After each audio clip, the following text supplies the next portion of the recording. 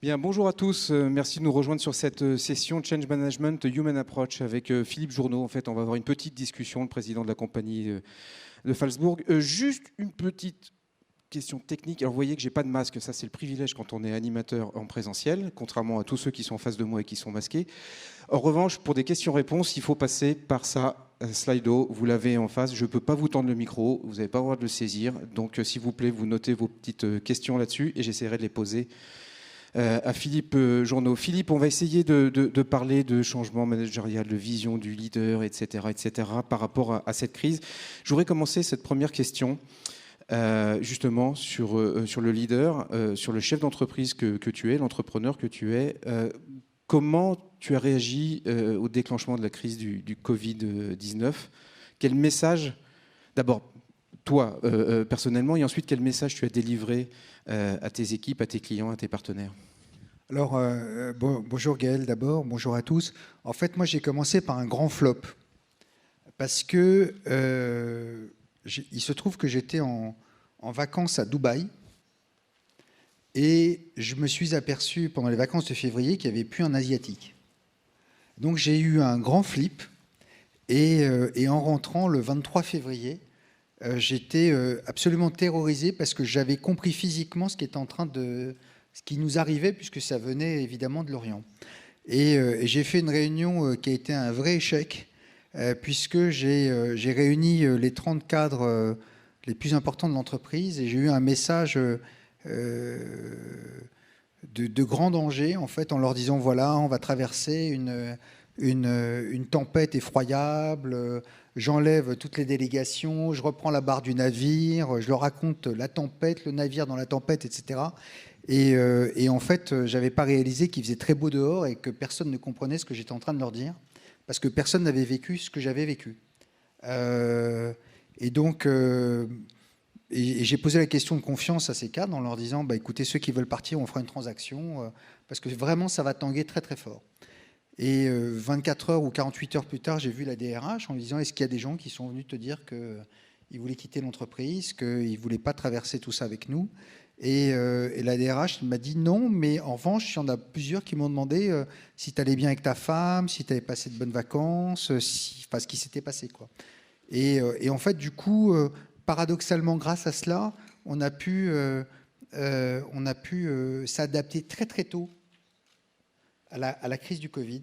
Donc ça nous a permis, par exemple, de fermer tous nos grands centres commerciaux en très bon ordre, parce que ça a l'air de rien, mais fermer des grands sites qui reçoivent du 20 000, 30 000, 40 000 personnes un samedi, ça s'organise. Parler avec des centaines de commerçants, ça s'organise.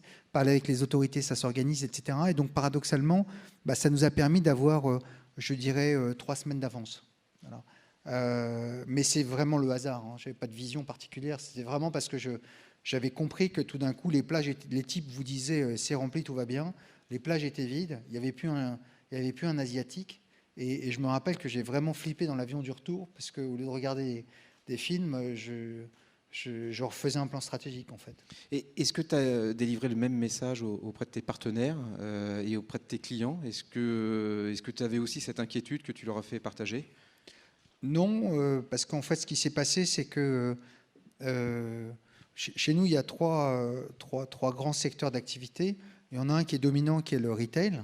Il y en a un qui est les grands projets urbains sur lesquels nous avons des grands projets en cours, comme Milab, comme Ecotone, comme Ecotone Antibes, comme TML, etc., etc. Et puis un troisième qui est l'hôtellerie.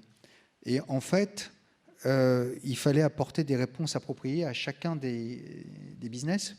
La réponse la plus radicale, ça a été avec nos clients retailers, puisqu'on leur a annoncé le 10 mars qu'on annulait tous les loyers pendant les périodes de fermeture administrative, ce qui ne m'a pas valu que des amis dans mon métier, puisque j'ai des foncières qui ont considéré que je rendais les armes, alors que moi, je considérais qu'il fallait inventer des nouvelles formes de solidarité.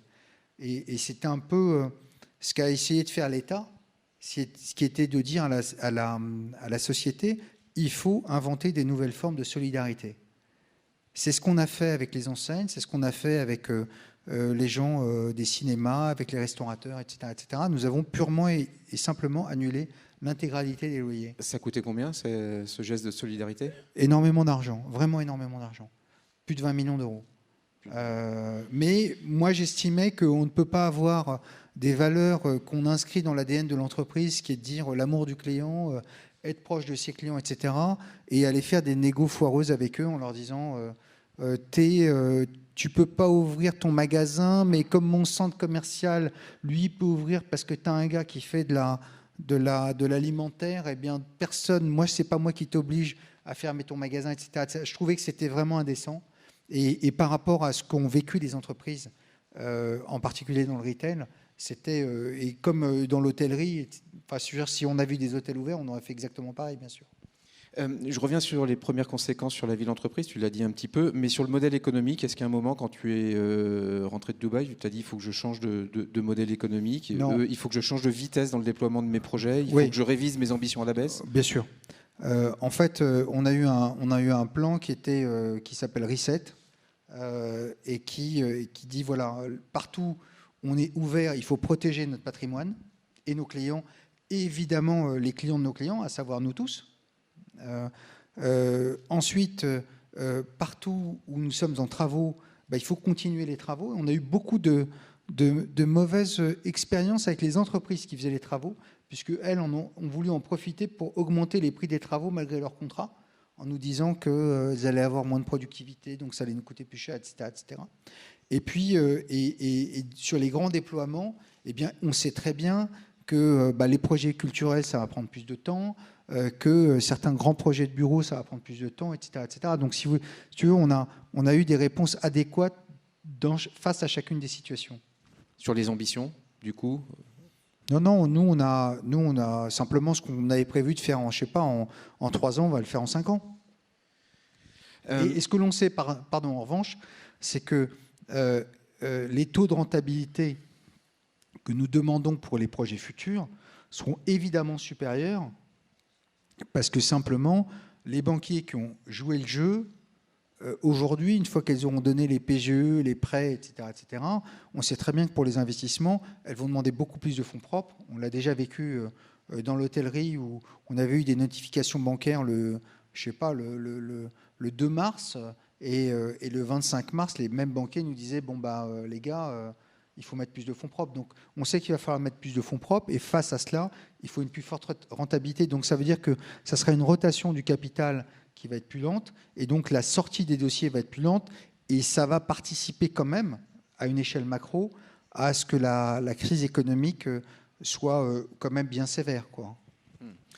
Je reviens un petit peu maintenant dans la cuisine interne, dans la gestion de l'entreprise, sur la conduite notamment du changement.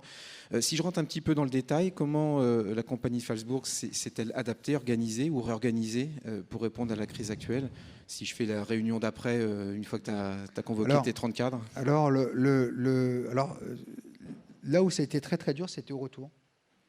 Parce qu'au retour, il y a des gens qui nous ont dit, on s'est dit, il faut vraiment revenir à l'âme de l'entreprise que j'ai créée il y a 30 ans, et à son esprit qui est un petit peu un esprit, je ne vais pas dire pionnier, mais un peu à part, je dirais. Et donc, il y avait des gens qui n'étaient pas dans ce mood-là. Et il y en a d'autres qui ont estimé qu'ils n'avaient plus envie de bosser chez nous. Donc, on a eu un moment qui était quand même délicat, avec des gens qui ont quitté l'entreprise, dont certains, honnêtement, on ne s'y attendait pas du tout, en fait. Mais donc, ils sont rentrés, ils ont dit non, on n'a plus envie, on a envie de changer de vie, on a envie d'autre chose. Et puis, ça s'est passé relativement vite. Alors, on a eu 2-3 mois humainement très difficiles. Pas du tout en termes de business, parce que notre business a redémarré très vite. On a pu rouvrir nos centres commerciaux le 11 mai. Il y a eu ce que l'on a appelé le revenge shopping, ce qui fait qu'on a eu des taux, de croissance de chiffre d'affaires que j'ose à peine avouer, tellement ils sont importants, en particulier dans notre outlet à Lyon. On a ouvert un centre commercial récemment à Plaisir, ça a cartonné. Donc, c'est pas en business que ça a été difficile, ça a été plutôt d'un point de vue humain. Et nous, on a très bien compris, évidemment, qu'il y avait des gens qui avaient été un peu traumatisés par cette période. Le 12 mai, on s'attendait à revoir arriver tout le monde. On était 5 dans le bureau, quoi, donc c'était très très difficile. Mais ensuite, on a compris qu'on n'était pas les seuls et que c'était vraiment un vrai changement de paradigme dans notre société et dans nos sociétés, en fait. Ceux qui sont partis, tu as été surpris, déçu, les deux à la fois? C'est la vie des gens leur appartient, elle nous appartient pas, elle appartient pas à l'employeur, c'est un contrat de travail. Et il y a des lois, ces lois s'appliquent à tous et évidemment à nous. C'est vrai que sur le moment, quand tu as un investissement humain vis-à-vis de tes collaborateurs, c'est compliqué. Quand un gars qui te dit vraiment, je suis fier de bosser dans cette boîte, c'est merveilleux, c'est une boîte super, on fait des choses positives pour la société, etc., etc. T'annonces le lendemain du confinement qui se barre, ça te fait bizarre, quoi. Donc, mais c'est la vie. Comment on embarque alors les équipes qui restent dans ce changement d'organisation et peut-être même de modèle? En fait, on les embarque en revenant à nos origines, à nos racines. C'est-à-dire que je me suis aperçu qu'avec le temps, avec la croissance, mon entreprise était devenue moins rapide, que j'avais perdu le contact avec certains collaborateurs. Et c'est vrai que là, par exemple, j'ai beaucoup de plaisir à retrouver le contact et à embarquer les gens dans les projets, quoi. Parce qu'on a quand même cette chance dans l'immobilier de faire des projets physiques. Et c'est la différence avec je sais pas, le restaurateur. C'est-à-dire que tu vas dans la pizzeria, si ta pizza est pas bonne, bon, bah, tu reviens pas. Mais quand tu rates ton immeuble, bah, tu crées un bout de paysage pas beau pour longtemps. Et nous, on a cette espèce de fierté à la compagnie de Fasbourg d'essayer d'améliorer le quotidien des gens en leur créant des projets, que ce soit des centres commerciaux ou à Plaisir, on avait une friche qui était là-bas depuis 20 ans. On a tout rasé, on a tout refait, on a recréé des espaces verts là où il n'y en avait pas. On a recréé 800 emplois, dont 600 emplois neuf, on ne parle pas d'un truc d'il y a 10 ans, on parle d'un truc du 26 août, hein, donc c'est très récent. Donc on a quand même cette fierté d'avoir fait ça, et on a aussi cette fierté de voir que ça marche et que ça plaît aux gens. Ensuite, sur un sujet comme Réinventer Paris avec le fil entre l'arbre, bah, on est content de créer un projet extrêmement innovant autour de la philanthropie pour embarquer le système philanthropique français, parce que, mine de rien, lui aussi va souffrir avec l'évolution des lois et le Covid. Bah, si tu as moins d'argent, tu donnes moins. C'est aussi bête que ça. Donc on est content de créer cet écosystème et d'avoir rénové un lieu historique, puisque dans ce lieu-là, il y avait la fac de chirurgie de Paris au XIVe siècle. Donc tu as une profondeur historique importante. Donc on a cette espèce de fierté de faire des choses dont on est fier, tout simplement. Renouer le contact avec les collaborateurs, ça veut dire quoi? Ça veut dire que la compagnie, à un moment, était devenue trop grande, trop grosse, trop imposante? Ah oui, moi j'avais plus de plaisir à aller bosser, hein. Sincèrement, j'arrivais, je n'avais que les problèmes de tout le monde, je faisais plus rien. Donc j'étais. Ça, c'est des problèmes de croissance, ça. Oui. Bon, ça, c'est plus un problème maintenant. Non.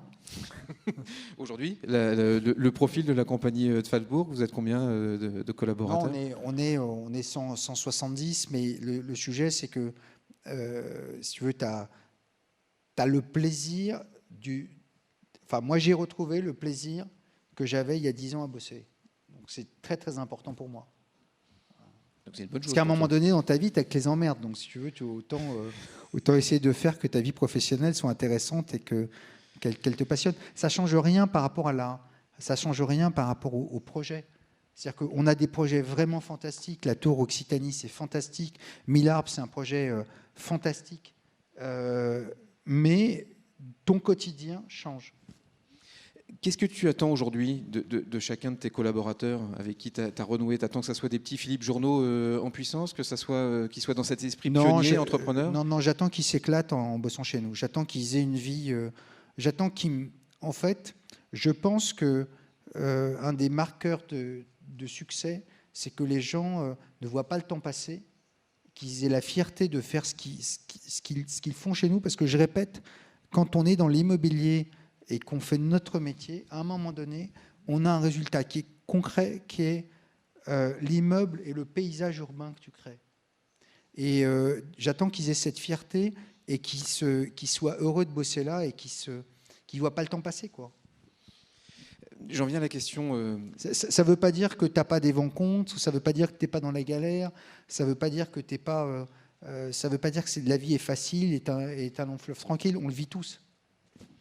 J'en viens à la question des talents, surtout en ce moment. Comment, en temps de crise, on gère la question des talents? A priori, on pourrait se dire que ce n'est pas dans l'agenda de l'entreprise. Aujourd'hui, il faut préserver le cash, il faut essayer de sauver le bilan 2020, je ne parle même pas de 2021. Ouais. Et puis finalement, tout le monde est dans une forme d'inquiétude, donc on espère qu'on va s'accrocher à son siège, qu'il soit chez soi ou au bureau. Aujourd'hui, pour toi, la question des talents, comment tu la gères? Aujourd'hui, en fait, on a eu cette période très très difficile du mois du 12 mai, du 11 mai jusqu'aux vacances d'août. Et là, on est passé vraiment à une autre phase. On est passé à une phase où chacun est en ligne, chacun sait ce qu'il a à faire, et puis on va recruter du monde, mais qui soit... en fait, quand tout va bien, quand les gens sont à leur place, qui savent ce qu'ils ont à faire, qui partagent les valeurs de l'entreprise, t'as pas à gérer. T'as pas à gérer. Donc mon objectif, c'est justement d'avoir à gérer le moins possible. Et je sais que ces dernières années, on avait créé des business units. On avait un truc qui était terrible parce que on a monté une entreprise avec des valeurs. Parmi ces valeurs, tu avais l'esprit d'équipe et tu voyais qu'à chaque fois qu'une business unit avait une victoire, tu avais une autre business unit qui faisait un peu la gueule comme si ça leur enlevait quelque chose. Bon, bah ça n'existe plus. Mais pourtant, ça s'appelle l'émulation, ça, normalement. Ça doit motiver. Non, parce que la mauvaise concurrence, c'est pas de l'émulation. L'émulation, c'est quand on va gagner ensemble, quand on va faire quelque chose de fantastique ensemble, et quand on est content quand quelqu'un de l'équipe ou quelqu'un de l'entreprise a fait quelque chose de bien. Pour moi, c'est ça l'émulation. Donc, tu as cassé les business units, tu as cassé les silos, tu as remis tout à plat? On a beaucoup cassé, oui. Non, mais je répète, pour moi, c'est un truc que je n'avais plus de plaisir à aller bosser. C'est paradoxal parce que quand tu démarres ton entreprise comme moi il y a 30 ans et que tu fais de l'immobilier depuis 22 ans et que tu te dis le jour où on aura 1 million d'euros de loyer, ça sera content, puis tu les atteins, et puis le jour où tu as 5, tu as l'impression que tu es roi du monde, et le jour où tu as 90, tu as l'impression que tu es un loser absolu et que tu es en train de gâcher ta vie, c'est qu'il y a un truc qui ne va pas dans ta vie. Et donc, si tu veux, dans mon entreprise, j'avais créé quelque chose qui n'était pas dans l'ADN de l'entreprise. Je l'assume, hein, puisqu'on l'a fait, mais à un moment donné, je pense que c'était un passage obligé. Et moi, je sais que tant que je dirigerai cette entreprise, ça va redevenir une boîte d'entrepreneurs, de pionniers, de gens qui vont avoir envie de changer les choses et envie de faire des choses fantastiques. Parce que dans l'immobilier, quand on te fait la confiance d'investir, de te confier un bout de ville, il faut que tu sois à la hauteur. Et ça, c'est vraiment... et c'était d'une préoccupation que l'on n'avait plus et que l'on a bien sûr retrouvée. Je rembobine un peu. Si tu prenais plus de plaisir, pourquoi tu t'es accroché en fait? Pourquoi tu n'as pas vendu? Pourquoi tu n'as pas cédé les rênes? Tu es dans une machine à laver, donc si tu veux, tu continues mécaniquement. Donc c'est pas... Et puis céder les rênes de la compagnie de Falsbourg, c'est compliqué parce que c'est une société... qui agrège une centaine d'immeubles et de SCI sur lesquels je suis moi-même l'associé de la compagnie de Falsbourg. Donc c'est une structure qui est beaucoup moins complexe, beaucoup plus complexe que celle d'une foncière, par exemple. Mais je ne me suis pas posé la question. Je me suis dit, écoute, tu as 59 ans. Puis moi, j'ai trop de copains qui se sont arrêtés et qui se sont tapés un cancer après. Donc, je veux dire... ok, donc tu t'es accroché. Non, mais ce n'est pas une question de s'accrocher, c'est qu'à un moment donné, tu vis ta vie.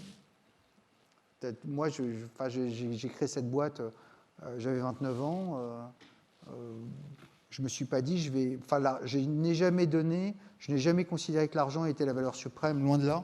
J'essaie plutôt d'apprendre à mes collaborateurs que l'argent, ce sont des conventions et que c'est l'essence qui te permet de faire le voyage. Tu fais faire un voyage, tu vas mettre de l'essence dans ta voiture, c'est évidemment pas l'essence qui est importante, c'est ton voyage. Mais il n'y a pas eu la volonté de transmettre au moins les rênes opérationnelles ou en partie, ou d'essayer de former et d'essayer de se dire il y aura un après-journaux à la compagnie de Falsbourg? Mais il y aura évidemment un après-journaux à la compagnie de Falsbourg, mais j'ai une fille qui veut faire sa vie et qui l'a réussi très bien, puisqu'elle a été la première à faire qu'un centre commercial physique puisse aussi être un centre commercial digital. Et donc, je suis très fier de son boulot, mais c'est son chemin à elle. Et puis, dans l'entreprise, il y a plusieurs associés. Et il y en a un qui est devenu président de l'Espagne, il y a l'autre qui est vice-président et qui s'occupe du développement. Mais bon, voilà, je n'ai pas totalement fini mon chemin, quoi. Je reviens un petit peu sur les talents. En tous les cas, ce qui est sûr, c'est qu'il faut qu'on finisse et qu'on délivre ce que l'on a promis à des élus qui nous ont fait confiance pour leur ville. Ouais, la parole, elle doit être dans les deux sens aussi. Il ne faut pas que l'élu se dédise. On a vu quelques retours on en a vu quelques-uns. avant, Ouais. avant les élections. J'en ai eu un ou deux, oui. Ouais. J'en ai eu un ou deux, oui. Mais bon. Ça, on oublie, ça se gère. Non, on n'oublie pas. On n'oublie pas du tout, non. Je reviens un peu sur ma question des talents. Aujourd'hui, les arguments pour attirer des gens à la compagnie Falsbourg, c'est le sens du métier, l'impact qu'on peut avoir sur la ville, ou c'est de rejoindre une équipe où on va s'éclater, s'amuser, c'est de rejoindre un entrepreneur qu'on dit un peu foufou, mais finalement on se dit il doit être génial. C'est tout ça à la fois ou Bon, d'abord, il n'est pas génial. Il essaie juste d'avoir une approche super concrète de ce que l'on doit apporter aux gens. Mais on est toujours parti du client et du client final, c'est-à-dire l'être humain qui va vivre quelque part, travailler quelque part, faire ses courses quelque part, et en se demandant ce qu'on pouvait faire de mieux pour lui. Aujourd'hui, je répète, moi, je veux qu'on ait à nouveau cet esprit pionnier qui nous a fait faire des choses différentes. Donc, il faut que ce soit des gens qui aient vraiment envie de faire ça. C'est-à-dire que paradoxalement, on va être beaucoup plus sélectif et beaucoup plus dur que quelqu'un qui va nous dire « Ah, vous êtes une bonne boîte, vous faites de la philanthropie, du mécénat, et puis j'aime beaucoup vos projets, etc. » Ça ne suffit plus pour entrer chez nous. Aujourd'hui, on veut vraiment des gens qui aient envie de vivre une vraie aventure, professionnelle et personnelle pour eux. C'est plus pour eux presque que pour nous, en fait. Mais je vais me faire un peu l'avocat du diable. Comment on arrive à recruter des bons dans le commerce, dont on dit qu'il est mort, dans l'hôtellerie, qui aujourd'hui est arrêtée, dans le développement, dont on voit bien qu'il est compliqué de plus en plus de développer, de construire. Il y a des moratoires un peu dans tous les sens, zéro artificialisation nette. Ouais. On en est même à Bordeaux, on a reconstruit une ville à faire des chartes de l'arbre. Au bout d'un moment, on se dit, mais est-ce que j'ai envie d'aller bosser dans ce secteur ? Alors, il y a plusieurs choses. D'abord, on a attendu personne pour investir depuis 2004 dans le développement durable, premièrement. On a porté des messages, ne serait-ce qu'au moment de réinventer Paris, quand on invente un projet comme 1000 arbres, pour dire on va prendre un symbole qui est le périphérique, on va construire dessus, on va planter 1000 arbres, on va faire un parc, et en même temps on va montrer qu'on peut faire du développement économique et construire des choses, ça veut dire qu'on veut allier le développement durable avec la création économique. Parce qu'il ne faut pas oublier une chose, c'est que si l'histoire était linéaire, eh bien les patrons du monde, ça serait encore les Égyptiens. Parce que c'est quand même eux qui ont fait les pyramides. Et quand on va en Égypte, avec tout le respect que je peux avoir pour les Égyptiens, on n'a pas l'impression que c'est eux les patrons du monde. Donc le sujet, c'est que l'histoire n'est pas linéaire et que j'ai peur, et moi c'est ma grande angoisse personnelle, c'est qu'on soit dans un point d'inflexion civilisationnel et qu'on soit, après le retrait économique, qu'on soit dans un retrait de civilisation avec moins d'éducation pour les enfants, des écoles, moins de culture, etc., etc. Je dis souvent la culture nous sauvera, je pense vraiment que la culture nous sauvera. Donc, dans notre métier, il y a toujours eu des périodes de flux et de reflux. Il y a eu des périodes où notre métier a reculé historiquement, et il y a des périodes où ensuite il s'est à nouveau développé. Je prends les exemples des années 2015-2018. C'était des années où les villes françaises ont retrouvé de l'ambition qu'elles avaient perdue avant, tu le sais bien. Donc ensuite, le problème, c'est que cette ambition est contrariée. Je parlais de Millarme. Qui attaque Millarme ? Les élus écologistes qui sont dans la majorité municipale. C'est un peu gênant. Mais la réalité, c'est qu'à un moment donné, on est dans une société qui à la fois se contracte et se contredit. Et où celui qui gueule le plus fort, parce qu'il gueule fort, aurait raison. Mais ce n'est pas parce qu'il y a 1000 idiots qui disent des bêtises que le 1001e ne peut pas avoir raison. Je veux dire, c'est pas... moi, j'ai eu depuis le Covid, à chaque fois que j'ai croisé un patron de foncière, il m'a expliqué que lui, il s'en était sorti mieux que nous parce que lui, il avait récupéré de l'argent par rapport à ses clients. Alors que nous, on avait offert. Bon. Mais sauf que le message de « je t'offre », ce n'est pas le même que « je négocie » et à la fin, je t'arrache quelque chose parce que ce n'est pas le même rapport. Et nous, on pense que dans les foncières de commerce, eh bien, il y aura celles qui auront été clean avec leurs clients et celles qui n'auront pas été clean avec leurs clients. Et je donne rendez-vous dans 5 à 10 ans pour voir les séquelles de cela. Parce que les crises, ce sont des moments de vérité. Et celle-ci, c'est évidemment un moment de vérité. Ça a été un moment de vérité dans les rapports entre les gens, mais d'un point de vue économique, tu parlais du retail. Écoute, moi, je ne sais pas, mais notre outlet, il fait plus 38% au mois d'août. Plaisir, ça cartonne. On n'a pas osé le dire, mais on a eu 120 000 personnes masquées le premier week-end. Hein, je veux dire, donc c'est quand même que les gens ont quand même envie de sortir, etc., etc. Dans l'hôtellerie, c'est un métier qui est fantastique, l'hôtellerie. Dans l'hôtellerie, tu as de l'immobilier, tu as du design, tu as du rapport humain, etc., etc. C'est-à-dire que ce n'est pas parce que le monde s'est arrêté pendant 2 mois, et c'est la première fois qu'historiquement ça arrive, que le monde ne va pas revivre, peut-être différemment, mais je pense qu'en 2022, 2023, plutôt 2023, eh bien, on va avoir des choses qui sont un peu normales.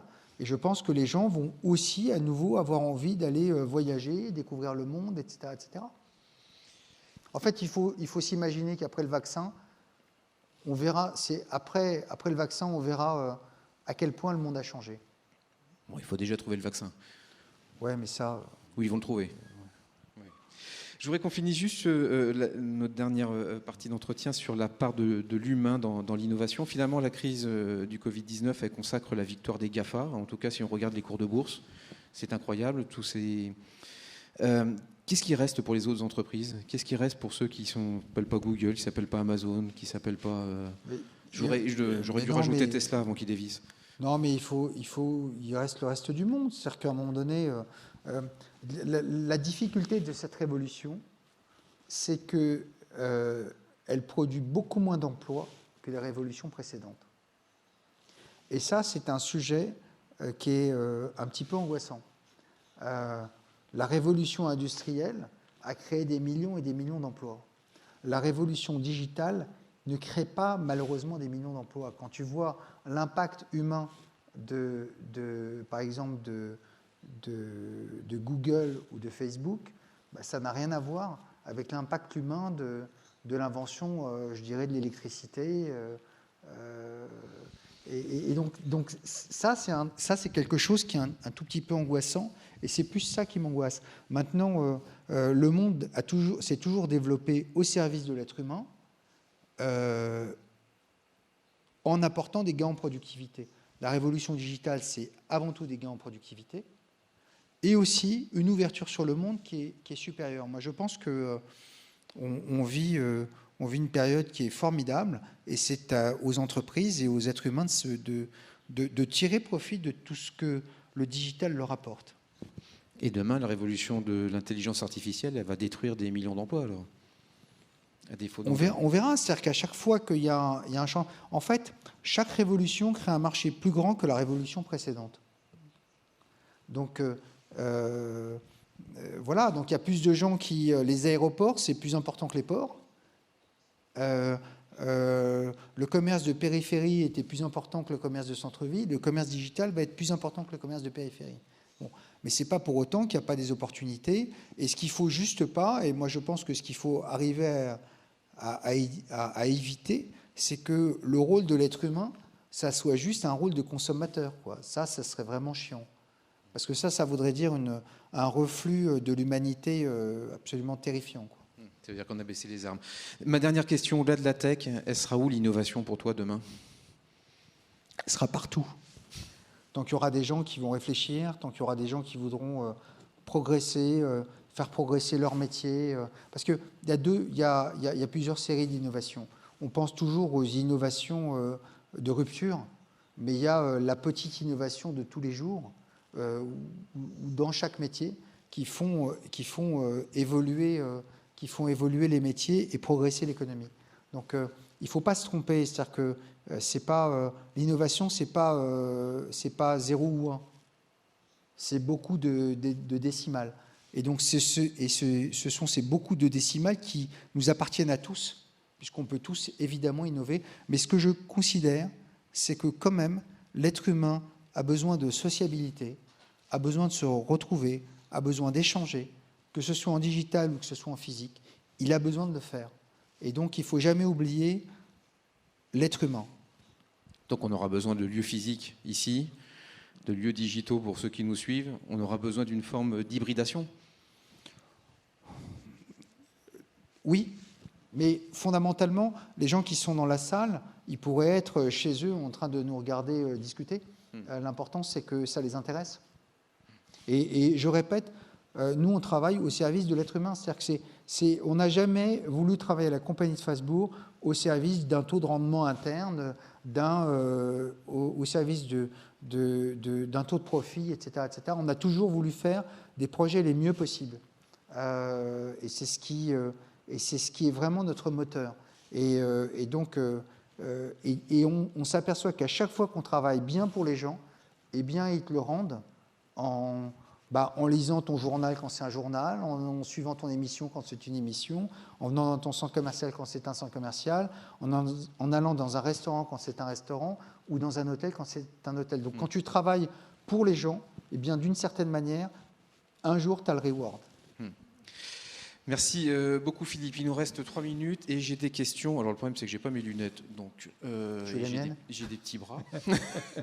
Bon, c'est des questions d'un journaliste qui est là, Jacques Paquier du Journal du Grand Paris, qui nous dit, on dit que le tertiaire neuf est totalement en arrêt. Est-ce que vous confirmez pour l'Île-de-France ?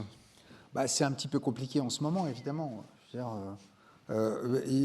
Quand on regarde les marchés de l'immobilier, paradoxalement, le retail souffre parce qu'on dit il ne faut plus de retail, mais au fond, ceux qui ont du retail vont avoir une espèce de zone de confort, parce que le coût d'entrée pour les concurrents sera beaucoup plus difficile, et politiquement et économiquement. Et dans le tertiaire, évidemment, tout le monde a vu que les bureaux sont tous à moitié vides partout, quoi. Donc là où les gens prévoyaient de faire 100, eh bien, aujourd'hui, prévoit de faire 60. Mais moi, ce que je pense, c'est que le tertiaire contemporain aux dernières normes va marcher. Pourquoi ? Parce que les gens qui ont 20 000 m² de bureaux, ils vont réfléchir pour trouver des bureaux neufs pour se mettre à 12 000 m². Donc, paradoxalement, le marché du neuf va redémarrer beaucoup plus vite. Et ensuite, le tertiaire en première couronne, ou le tertiaire moyen, ou le tertiaire un petit peu obsolète, va se restructurer et devenir autre chose. Il y a des besoins très importants en logement, il y a des besoins très importants pour les populations, donc il n'y a pas de raison, quoi, dans la santé, etc. etc. quoi. Les conséquences du Covid, c'est toujours Jacques Paquier qui nous pose toutes les questions aujourd'hui. Les conséquences du Covid sur le calendrier de sortie des projets Réinventons Paris, Inventons la métropole du Grand Paris, ça tu le perçois, tu penses que ça décale ou... Ah oui, ça va décaler d'1 ou 2 ans de manière évidente. De toute façon, déjà, on a pris 6 mois dans la tête à cause du faut pas se leurrer, on a pris 6 mois dans la tête à cause du confinement. Mais je pense que ça va être plus difficile pour lever l'argent pour sortir les projets, quoi. Ça va les décaler ou certains vont pas sortir ou Je pense que non, mais nous on a fait une revue stratégique de tous nos projets. J'ai 2 projets qui ont été arrêtés par les élus, avec lesquels il faut qu'on discute. Et il y a plusieurs projets que l'on décale parce que simplement on sait très bien que soit le marché ne sera pas prêt dans 1 ou 2 ans, soit il faut qu'on retrouve de la liquidité pour pouvoir accepter des taux de cap qui sont ceux de 2018. C'est-à-dire que fondamentalement, en 2018-2019, on te prêtait de l'argent avec des taux de cap qui étaient moins importants que ceux dont on a besoin pour faire les projets demain. Donc ça, naturellement, ça ralentit la rotation du capital et ça peut mettre de côté certains projets. Et la difficulté, c'est quand même d'expliquer aux élus, parce que certains arrivent la gueule enfarinée en disant bon, ça va, on recommence tout, que le monde a un petit peu changé, quoi. Ça, ils ne l'avaient pas compris, ça? Certains n'ont pas super bien, enfin font semblant de pas super bien l'avoir compris. Très bien, parfait. Enfin, merci. On doit tous s'adapter, c'est ça le vrai message. Ouais. Merci beaucoup, ça va être la conclusion. Avec plaisir. Merci, et je te remercie, puis on peut le saluer pour ceux qui sont ici. Merci et à très vite.